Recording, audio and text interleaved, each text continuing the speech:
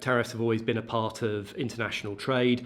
The US specifically originally didn't have an income tax. It had import duties. So these have been around for a long time.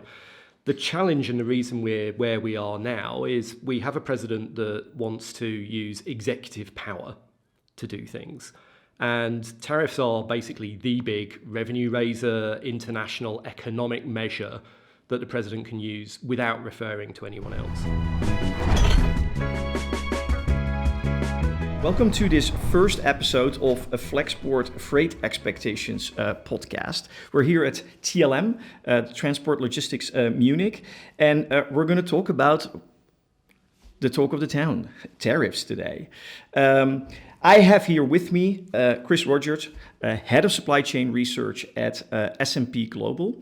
And before we go into this hot topic today, I want to say there are going to be a few more episodes this week. There's going to be an episode about ocean, there's going to be an episode about air, and of course there's going to be an episode about AI. But Chris, Head of Supply Chain Research, this must be the most interesting time to be alive. Yeah, I think that's a curse, isn't it? Sometimes, may you live in interesting times. But I think from our perspective, we advise our customers using data and analytics, and there's never really been more demand to understand what's going on in real time. I mean, obviously that's Flexport's thing as well, right? Is just helping people see what's going on. So hopefully we've got some interesting answers to some difficult questions. Yeah, and what's interesting to know is that Chris has always been working in research. Then he had a stint with Flexport to see the other side of the equation, and then went back and to research, and is now even more educated about the world, hopefully. How did we get here? Yeah, it's a great question. I mean, I think with tariffs, they've always been around. Tariffs have always been a part of international trade. The US specifically originally didn't have an income tax. It had import duties. So these have been around for a long time.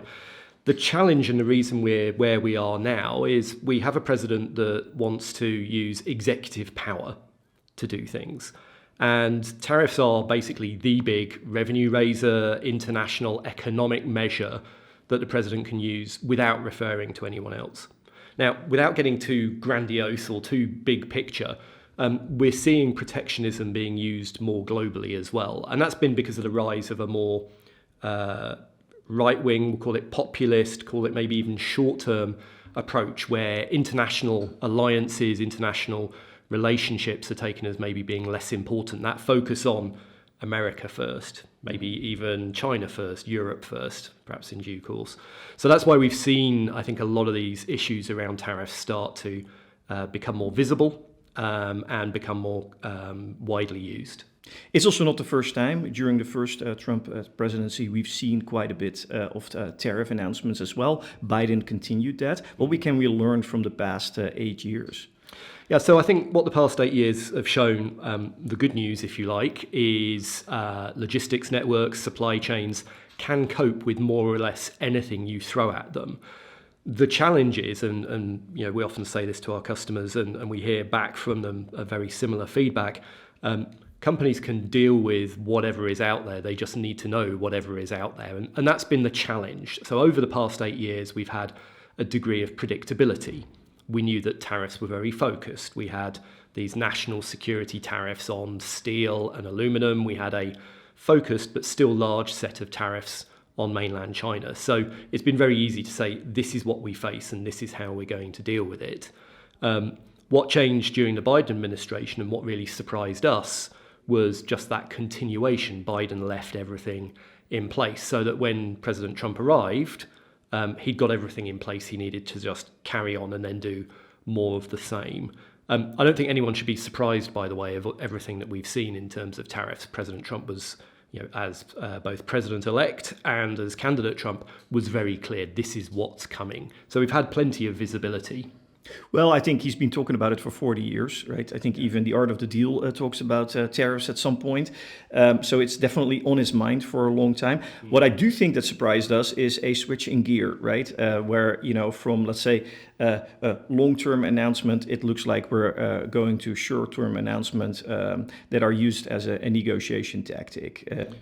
Yeah, I think there's a lot of that. I think what's also quite different to last time around is the degree of organisation So when you think, I mean, I know it's funny to say that with everything changing, like in the past few days, we've had a new set of higher steel and aluminum tariffs that just kind of pop out of the blue.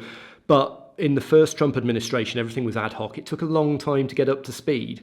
You remember, started in office in January of 2017. The big tariffs didn't arrive until July of 2018. Yep.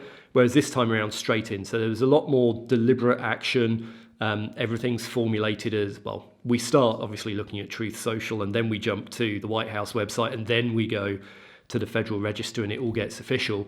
But that degree of organisation, I think, is very different. And so that's, I think, a sign maybe that there is a more deliberate overall policy, even if the enactment of it's a little bit more ad hoc. You started with that the US didn't have any income taxes in the past, but only tariffs. This is also referred to as the External Revenue Service instead of the Internal Revenue Service. Yes. But what can we learn actually from, let's say, the recent past? Is this really a revenue generating, or is this just being paid by the consumer? Yeah, so I think the first thing is, import duties are a tax. Your customers know this. They can't turn around and say someone else is paying the tariff for me. So it is very much that.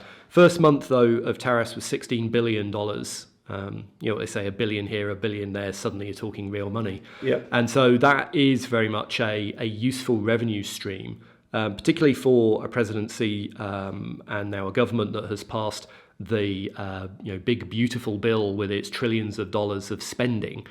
So actually one of the reasons that within our core economic forecast we expect at least a 10% tariff across the board going forward is that the government needs the money. Now it is paid by let's see who it's paid by. It's paid by the cargo owner.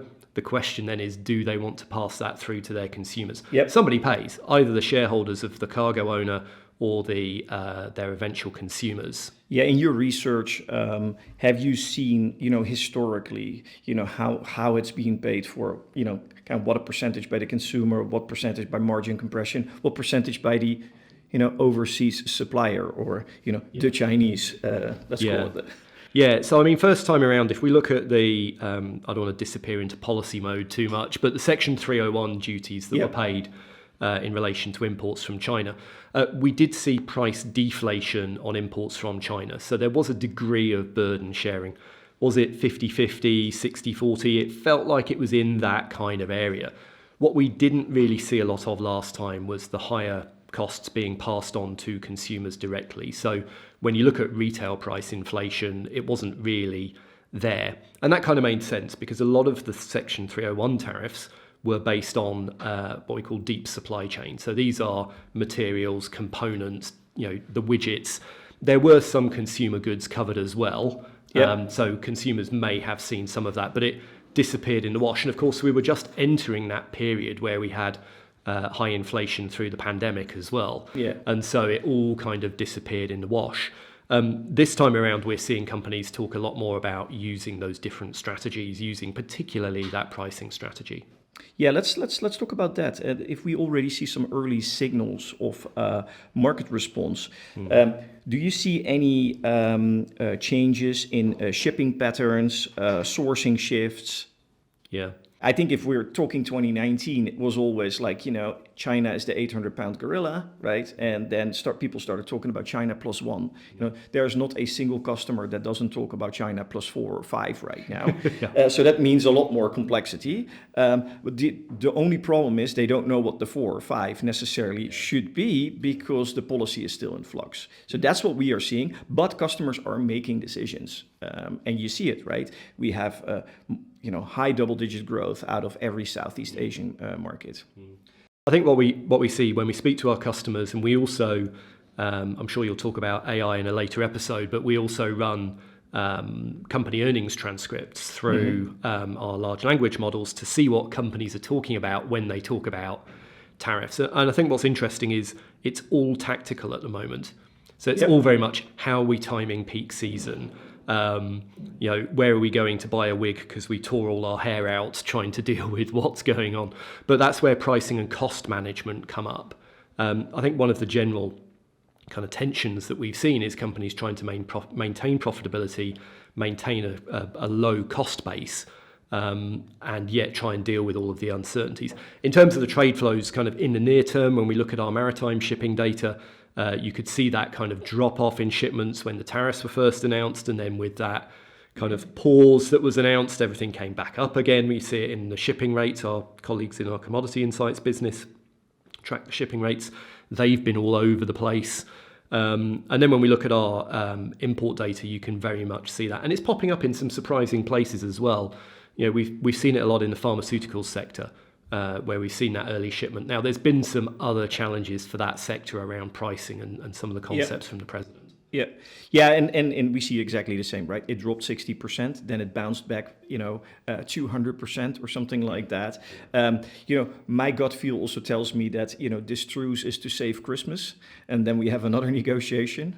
We already heard some commentary over the weekend from both the Chinese and the American side that we're not happy with the progress of the trade talks. Yeah, and that is really worrying for the seasonal businesses, right? Because when you think about what still comes from China, the China plus zero kind of products, that is very much consumer discretionary seasonal goods. So we are talking about toys and leisure goods in particular. We're talking about still big chunks of the consumer electronics space as well. Firms are starting to switch on the margin, but there's only a certain amount that you can do. And when you look at what some of the big box retailers have been saying, including in the electronics space, they're like, we just don't know how to time this, and we may actually just have to fall back. The folks who are particularly exposed to the uncertainty are those who have seasonal product releases. If you normally release your new product in the early fall with an aim of hitting the peak selling season. You better get it out before August 12th. Yeah, I'd love to walk into that engineering meeting. Right, guys, we've got to get this 2 months early. How do you feel about it? Yeah. No, and of course, there's a lot of categories that are fully depending on China. What we also see is, larger companies have diversified already earlier, where smaller companies are very relying still on China. So they are feeling most of the squeeze. And they're also not the first one in line when they go to Vietnam, etc. Because the larger companies have already gone that way and shift more and are prioritized. Yeah, I think that's right. And I think the whole kind of issue around diversification has proven to be very difficult. First up, you went China plus one, and as you said earlier, we're now going China plus N. Pick a number. But no one's immune from these new tariffs. And actually, when we speak to our customers, a lot of them are now saying, okay, who is the next China in kind of Trump's crosshairs? Which are the markets that may be at risk next? What's your view on that? Who's going to be the next China in Trump's crosshairs? Yeah, nobody's safe. I think if we think about the ASEAN region, we'd be a little bit concerned about Vietnam. The previous Trump administration carried out a review, again a Section 301 review, of the currency practices there. The Biden administration kind of shook hands with the Vietnamese government and said, let's agree to agree, and off we went. But that could well be a market that gets returned to because so many Chinese companies moved there. We'd be concerned, ironically, about Mexico. The USMCA trade deal is due for renegotiation, and that introduces an awful lot of uncertainty later this year and into next year. Markets we're interested in, I think where we are seeing companies move to more, I think India leads the list there. I just went there last week just to improve our footprint because we're seeing so much growth there. Yeah, absolutely. And I think it's an interesting market because people are moving there to be there as well. A lot of the folks who set up in Vietnam or Malaysia and so on, they set up there to export. Whereas we see amongst our customers who are asking us, how do we move to India? What do we do? What are the main political risks, the operational risks that we face? The first thing they actually want to know is, how big is the consumer market going to grow, not just on the export side? Yeah, it's actually a great moment for a little bit of a pitch here from my side, because actually today we're launching what we call the tariff simulator, and which has all the tariff policy available, in a web portal, which is available for everyone, where you can actually put in your HS code and then simulate if you change country of origin, what it actually does to your supply chain, the duties you will be paying, etc. That's a product I think a lot of customers will love and will need in the near future, because policy change will keep on coming. Yeah, absolutely. And we see that when our customers come to us and they want to do that analytical work. One of our business lines is a price forecasting service. Yeah. And we've now within that split out, stick in your tariff here. And actually, that's not just because, excuse me, it's good to have the software. It's because actually that's how a lot of these negotiations are happening now. Is actually, okay, let's, in the same way that we've always put jet kerosene and other commodities to one side, and we have a pass through, that we're starting to see that happen with tariffs as well. But yeah, so many questions on this is my product, what should the tariff be? So yeah, I'm glad you've got that calculator available. It'll save us some time. Yeah, and it's kind of like a self-help, of course. Then when you want to have a binding ruling, or you want to go look into the bill of materials and really define like the country of origin, that requires trade advisory services, which of course we're obviously also offering. But a lot of customers just want to have a first glance on, what does it mean? Or actually, when I'm importing a product and I'm importing it on a specific date, am I in one of these patterns where it might have jumped up or jumped down for a short period of time? Yeah, and it's a challenge area as well, because I think companies are starting to want to be more strategic and less tactical, less kind of how do I react to yesterday, but being able to set that long-term context of which countries are more exposed to future changes, which ones are the ones who are better positioned, that's proving to be a challenge. And I think so many of our customers have said, we're ready to invest, we're ready to act. We just need to kind of hit a bit of just some clear air. I mean, I flew in yesterday. There was no clear air flying in last night. It was very stormy. But they just want some clear air to fly through to actually make those more strategic decisions. Well, but it might be the scenario that every 90 days we have a new negotiation, right? Well, yeah. This is what it looks like up to now. If the past, let's say, 5 months are a predictor for the future, it's going to be very rocky. Yeah, and it's going to continue to change. And the president does use these tariffs as a negotiating tool. His approach is to try and keep his counterparty off balance. Now, if your counterparty is someone developing a piece of land in Manhattan, then you're only destabilizing one person. When there's tariff uncertainty for every country in the world, that's a lot more to deal with. And so these negotiations will come and go. I think one of the markers we're just trying to keep an eye on and just remind people of is, look, we've got midterm elections in November of 2026. I mean, we've only just had elections and we're looking ahead already, but it'll be here before you know it. And if tariffs do prove to be inflationary, so if they do prove that they get passed through to customers, the administration will want that out of the picture by November of 2026, which means people, economists look at month-on-month inflation and seasonally adjusted and all of this. Joe Average is looking at how much was stuff versus a year ago. How do I feel about, we talk a lot about the kind of vibeflation. Do I feel like stuff's becoming more important? And so making sure tariffs are in now rather than continuing to raise prices further down the line may well play into the decision. Are we seeing any leading indicators of inflation ticking up? Yeah, so we've seen it in a couple of areas. Firstly, when we look at how companies talk about what they're doing, we are seeing those discussions of price increases. The maths varies very much by industry, but typically a retail markup is 50% on the import price. Yep. So if the tariff is 10%, that's a 5% price increase. And we've seen a lot of firms talking about that.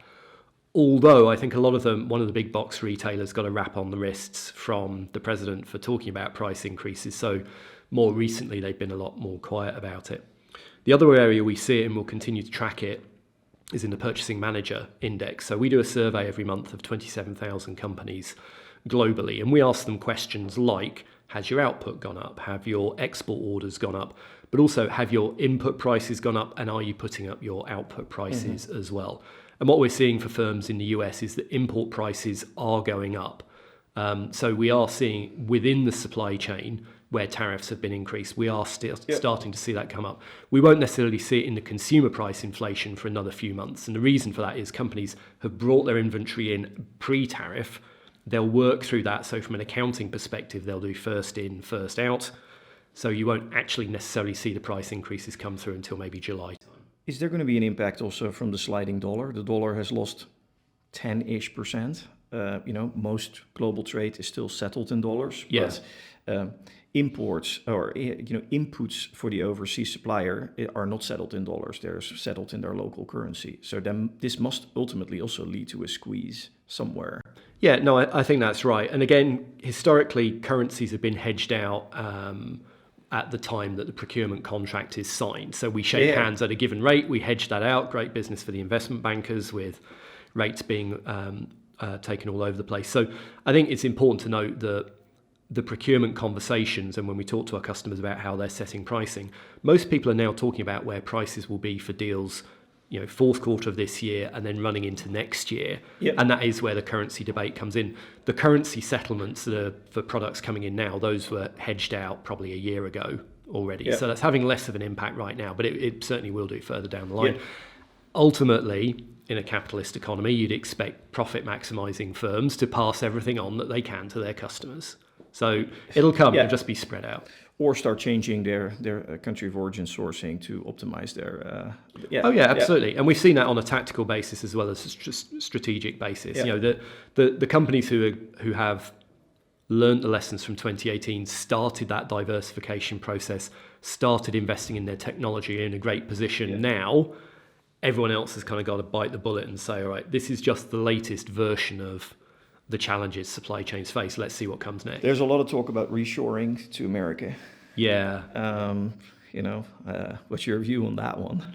Yeah, reshoring is fascinating because, one of the reasons firms are moving to India is because it's a big market. So why haven't you moved to the United States? And the simple answer is it costs a lot. It costs a lot, yeah. Right? The reason there was, the original reshoring's been going on forever, but the reshoring to China was to chase the lower labor costs. Now, what's interesting for me is we've seen firms talk about hundreds of billions of dollars of spending. I think the first point is that's spending, so it includes renting stores and hiring people and all of that. It's not just building a new factory. But we are at a situation now where those hundreds of billions of dollars are including factories in the US, but a lot of it is in 3 or 4 years' time. Yeah. Now, the reason for that is I think in 3 or 4 years' time, the rate of improvement we've seen in robotic manufacturing, additive manufacturing, so 3D printing, is coming along at such a rate, particularly with you look at a lot of the humanoid robotics that are going on now. You can move to the US and you're avoiding the labor cost issue because you're going for automation. Yep. So, the president, the administration may well get what they want in terms of lots of factories moving to the US, but are they going to be personed by Americans, or are they going to be personed by Japanese robots? And I think the latter is very much where it's going to happen. Yeah, it's a geopolitical win, right, in terms of safety, but it's not necessarily a win for the American labor force. No, that's right. And I think, again, coming back to Mexico, Mexico is a potential winner from all of this if the US-Mexico-Canada agreement can be negotiated in a way that either doesn't create some sort of internal barriers in the region, or, as we suspect may be the case, a call from the US to have, if not an EU concept of a common external tariff, at least some concept around we're going to treat other countries equally. So you don't end up with this arbitrage of, we can come into Mexico, do minimal transformation and then ship into the US and so on. Yeah. Hey, let's look ahead on the next 6 months. What do we need to look out for besides tweets? I think they're called truths now, if we get the branding right. Truths, truths. Yeah, so I think sadly we are going to continue to get that kind of high-speed news flow. I think the one area I'm encouraging people across our supply chain customer base, whether it's in manufacturing, retail or logistics, is to keep an eye on the Section 232 reviews. So again, without getting into the policy details, these are the national security reviews. They've been applied already to steel, aluminum and autos. There's another 7 sectors that are being covered, including healthcare, but the big one is electronics.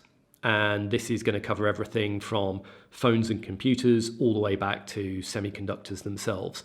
And that just touches so many different sectors. We've spoken to a lot of our customers who are worrying about the tariffs, the country level tariffs, we call them IEEPA tariffs. They're worried about those, but not thinking about what's coming next through their supply chain. Now, those reviews could take until January, but in reality, I think we'll see tariffs over the summer. Yeah, You think already over the summer? I think two follow-up question here. The IEEPA tariffs. We had like some rulings on that from a court last week. So I'd love to hear your view on that. And the other thing is like the truths or the tweets. Of course, it's all noise, but the direction is very clear. So what you're saying is your view there, the direction it will be these 232 tariffs targeting specific industries rather than the blanket IEEPA? Yeah, so the blanket tariffs will be there. I think the court decisions in many regards are very positive because it shows that the American system of checks and balances is working. The people who are in the supply chain can count on the legal system to deliver what it should. That doesn't mean you're not paying tariffs, of course. Those are remaining in place. And that is another layer of uncertainty. We do believe the IEEPA tariffs will end up at the Supreme Court. We're not lawyers, so having dug through the 50-odd page filing, I think what's pretty clear is the conversation is about whether the president has exceeded his powers in this instance. And so that's what the Supreme Court will rule on. So far, the Supreme Court has taken an expansive, a wide-ranging view of what the president can do. So I think IEEPA in some form will probably stay there. Some of the threats that have been thrown around, for example, to push tariffs up to 50% on Europe, that's what you're going to see on the IEEPA side, is these kind of negotiating grenades being thrown around to try and keep... Because one thing this president needs is wins. They need trade deals. The UK trade deal was the first example, really small, really focused, but that at least allows the administration to show it's working. On the Section 232s, those are the more widespread areas. We think they're going to happen more quickly. We wouldn't be surprised to see more of them being used. If IEEPA gets blocked, how else do you hit a lot of products? You say this is a matter of national security. Everything's national security at the end of the day. You can make a case, as they have done. The steel tariffs were put in place. It was national security because you might want to build tanks, but in reality, you need a strong auto industry to be able to build stuff at time of war. Yep. So why not apparel? Why not more or less anything else? So your view is that we will have a base layer of tariffs, which is now called the IEEPA, but it could come through another form. And then on top of that, we have national security tariffs for certain sectors. That will be the end game of this. Yeah, I think that's right. And because the sector tariffs can be more targeted to say, okay, we want this industry to come on shore and we're going to do it in this particular way. We may start to see the emergence of other tariff measures as well. There's a whole menagerie we don't need to get into now of different tariff approaches that can be used. One that will involve 15% for 150 days. If these IEEPA tariffs get ultimately blocked, that will come through. Yeah, but that's just a mechanism to get to the goal. For sure. Yeah, but the goal is a broad tariff on every country, plus on top of that, sector-specific tariffs. What are the sectors that you think are going to be most surprising for customers that are going to be tariffed? You already mentioned the electronics. Yeah, so I think electronics is there. We're concerned about copper as well. Yeah. Copper is in everything. Copper wire, so the US doesn't have a great capability to create copper wire. Clearly, this isn't about copper out of the ground. That's still going to come from Chile and Peru and so on. It's the ability to spin the wire that's used in everything, electricity networks, particularly important with the growth of the data centers for artificial intelligence. So I think there's going to be a focus there. But again, if we're going to apply it to copper wire, that's going to affect everything that's got a power charger in it. Yeah. So I think that's where customers are going to have to be a little bit careful. Do you have a view on how high the tariffs need to be to help funding the deficit? What do you think they're targeting? Well, so I think the primary use of the tariffs isn't to offset the deficit, right? If you wanted to use an IEEPA tariff to offset the deficit completely, you're going to need tariffs in the order of kind of 60-70% plus. And again, if that's being paid by consumers, it becomes a huge fiscal drag. Yep. That slows down the economy, that widens the problem. So there's no good solution there. We often get asked as well, where might tariffs be set for these product reviews in order to force companies to come back to the US? I mean, the irony is when we've seen countries that have been successful in bringing industry on board, it's been done with honey, not vinegar. Mm-hmm. It's been things like India's full set of production incentives. That's why you've seen the big electronics firms set up there. It's not because they've threatened tariffs. They've used tariffs on the margin. So it'll be interesting to see if the president returns to that concept. One of the challenges is he's looked to delete a lot of what the Biden administration put in place. So Which was a little bit of, there was a lot of honey there, right? Yeah, absolutely. Yeah. A lot of it's only now leading to spending, kind of a couple years down the line. But that's the nature of the beast. Yeah, right. I agree. So what should smart future-ready companies do right now? How should they prepare for the future?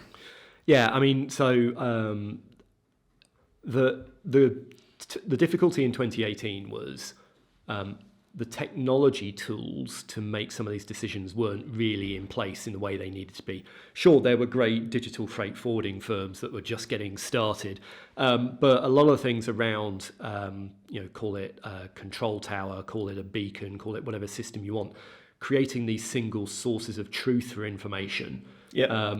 The number of times we've had, and I'm not going to name names, customers come to us and say, help, how do we do this? And then 3 hours later, someone else from the same firm has come to us and said, help, how do we do this? It's like, I'm just send you an email address if somebody you might want to talk to. So I think future-ready firms are ones who are joining themselves up internally, creating those single sources of truth so that, when something does hit you, you at least know where the impact points are, where the sensitivities are. You can't do a game plan, you can't do a war game if you haven't got a board set up. So I think that's one definite area. So investing in visibility. I think related to that is real-time communications with your suppliers and your buyers. You should already know what they're going to be doing. And then related to that is joining together external intelligence with internal intelligence. I mean, that's going to be the kind of S&P Global advert for, connect to our systems. But it's an important point that, companies know their business very well. They don't know everything else that's going on around them. I think from a more practical kind of day-to-day perspective, all this business around procurement and having flexible contracts and having very clearly delineated contracts, not saying we're going to pay you $50 for your widget. Rather, within that $50, we've got this for tariffs, we've got this for transportation, we've got this potentially for components if we're seeing more of these product level costs. So I think that mixture of continued investment in technology, of which there's lots of different types, and we can get into that, but investment in technology combined with the organizational side. Well, I'm very happy that you were pitching the Flexport Control Tower. You've been gone for a few years, but... Other control towers are available. So, great. Let's do a little bit of, a best case, worst case, right? If we're looking, 6 months out right now, what does the best case, what does the worst case look like? Yeah, so I think the best realistic case is that all of the tariffs have been decided on. All the 232s, IEPA is either happening or not. Stability, because so many companies have said we are waiting on investment. Again, we see it in our PMI survey. We ask firms, are you investing more or less than last month? Do you expect to invest more or less? That's dropped right down. You see it in the reduction in capital equipment investment. So I think best case scenario is certainty and stability. Worst case scenario, it could be, you can be fairly trite to say more uncertainty. Actually, what we're most worried about is what other countries do and where the retaliation comes. We'd be particularly concerned about the European Union. They very clearly outlined if we get hit with higher tariffs, this is how we will retaliate. That will reduce global trade. It's important to bear in mind, by the way, that the US is only 15% of global trade. Yep. So, the other 85% is still... That's what Ursula von der Leyen said verbatim, right? Exactly. So, you do need to keep an eye on the rest of that going on as well. But I think it's that retaliatory part. I think mainland China's been very clear as well that it's not just about tariffs. There's a whole group of other measures that can be used, everything from antitrust investigations to export restrictions to the unreliable entities list. There's no shortage of things that could happen. And I think that's the worst case, is the administration continues to do what it's doing and the retaliation starts to come in. Yeah, so if I wrap it up, tariffs are here to stay. Yeah. You need more technology, control towers, tariff simulators, S&P Global to manage through this time of uncertainty. And And I think that's probably. Yeah, I think that's it. I think the other thing I would just urge people to do is it's very easy to get short-termist and depressed. Yep. That kind of tactical is everything. And of course it's important. You've got to get your peak season right and all of that kind of stuff. But stepping back and saying, we've got a strategy, we've got a diversification, we've got our values as a firm that drive the decisions that we make. Like we've been saying to our customers, like at the end of every meeting I have with them, right, let's just lift our heads up. Let's see what the landscape looks like. Let's look at the other 85%. Let's look at where the opportunities are, because they are still out there. Yeah. And, it's getting back to one of my favorite concepts. It's the OODA loop, right? It's observe, orient, decide, and act. You just need a lot of information to make quick decisions and adjust to the changing environment all the time to have a competitive advantage. Well, Chris, thank you so much for joining on this first episode today here in Munich. I hope you're going to have a great trade fair here, and we're looking forward to the next episode. Thank you so much. Thanks for having me.